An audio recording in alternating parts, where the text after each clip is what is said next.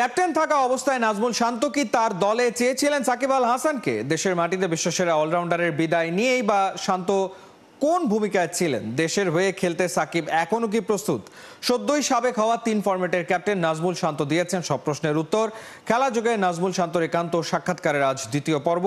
নাইয়ান বিন জসিমের report. Captain হিসেবে আমি সবসময় চেয়েছিলাম যে উনি দলে আসুক।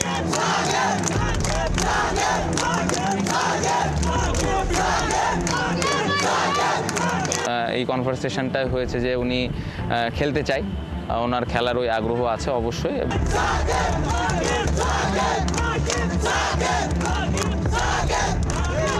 আমি অ্যাজ এ ক্যাপ্টেন হিসেবে সবসময় তো চেয়েছিলাম যে যদি উনি রিটায়ার করেন অবশ্যই দেশে এসে দেশের মাটি থেকে প্রপার সম্মানের সাথে করুক, এটা তো সবসময় চাওয়া ছিল।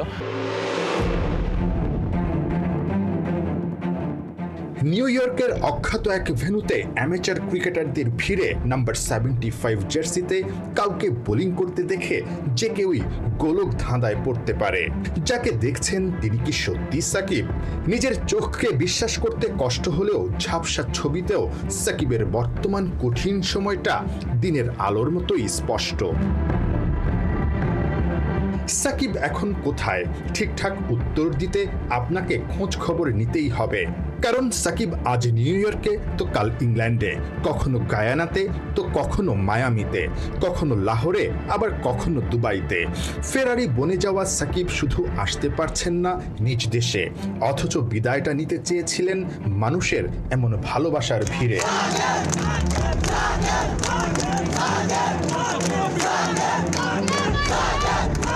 সদ্যই সাবেক হওয়া টেস্ট কাপ্তান নাজমুল শান্ত ক্যাপ্টেন হিসেবে কি একবারের জন্য চেষ্টা করেছিলেন সাকিবকে নিজের দলে পেতে? যেহেতু আপনি ক্যাপ্টেন ছিলেন, এই জন্য আসলে জিজ্ঞেস করা, চাওয়া কি কখনো ছিল যে না ঠিক আছে দেশে এসে বিদায় নেবেন, বা এই ধরনের কোনো আলোচনা কি হয়েছিল? ক্যাপ্টেন হিসেবে সবসময় তো চেয়েছিলাম যে যদি উনি রিটায়ার করেন অবশ্যই দেশে এসে দেশের মাটি থেকে প্রপার সম্মানের সাথে করুক, এটা তো সবসময় চাওয়া ছিল।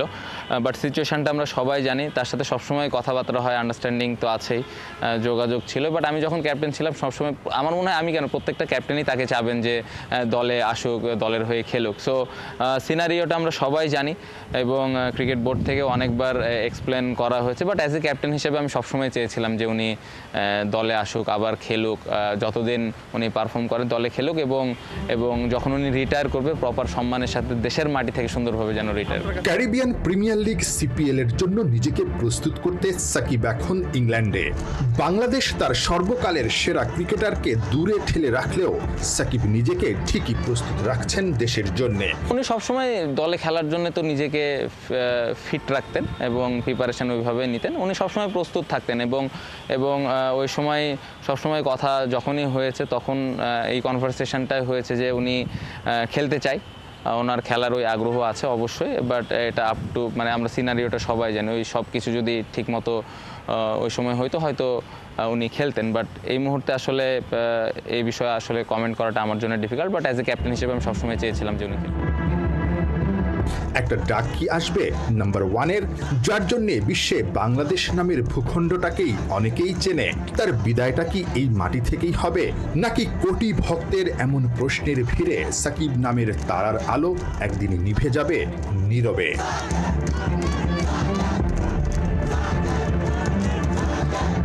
নাইয়ান বিন জসিম, ৭১।